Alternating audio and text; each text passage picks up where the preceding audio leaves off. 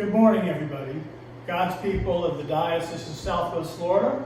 I am doing this message to wish you a blessed, holy, and happy and safe Easter. I wanted to do this particular greeting from the Church of St. Thomas at Dayspring for this reason. This particular beautiful edifice is a prayer-soaked building.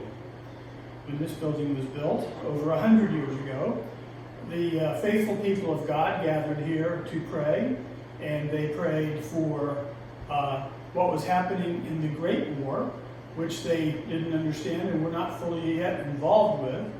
And then the great epidemic of the flu in 1918. When I was a little boy, my grandfather Smith died, and I was 8 or 9 years old.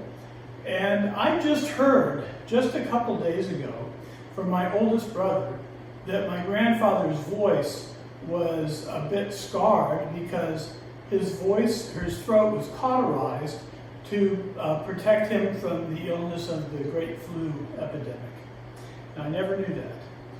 And people in this church knew about all the healings and about all of the horrible deaths that were experienced in that epidemic. After that, of course, was the Great Depression. Much prayer, much desperation. And then World War II. Again, much prayer and fear and uncertainty and desperation and a sense of willingness to do whatever it took.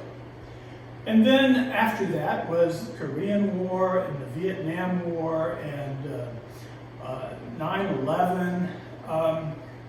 In this diocese, we've experienced a number of hurricanes, and now there is this critical time of pandemic in the world.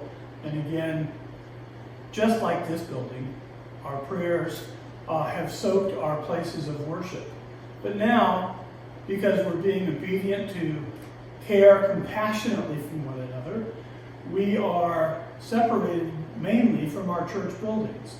And therefore, it is a time in this Eastertide to remember that it's the prayer that soaks the worship buildings that makes them holy. And now, our charge is to make a prayer-soaked world. I bid you to pay attention to the effect of your prayers. Our prayers don't change God, but through our prayers, God changes us.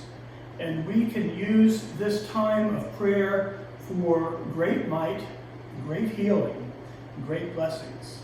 I'm so grateful for what I hear about all of the congregations in this diocese stepping up to provide worship and pastoral care in new ways.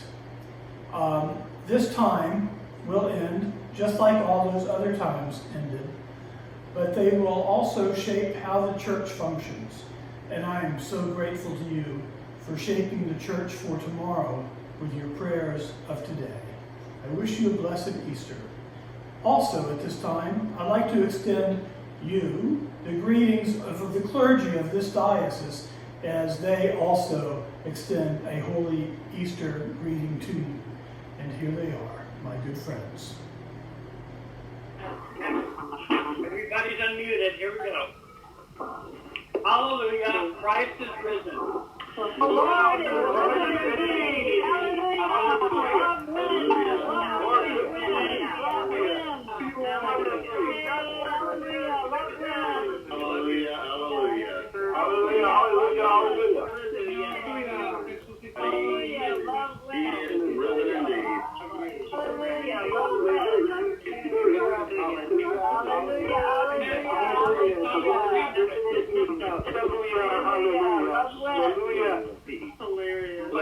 Hallelujah.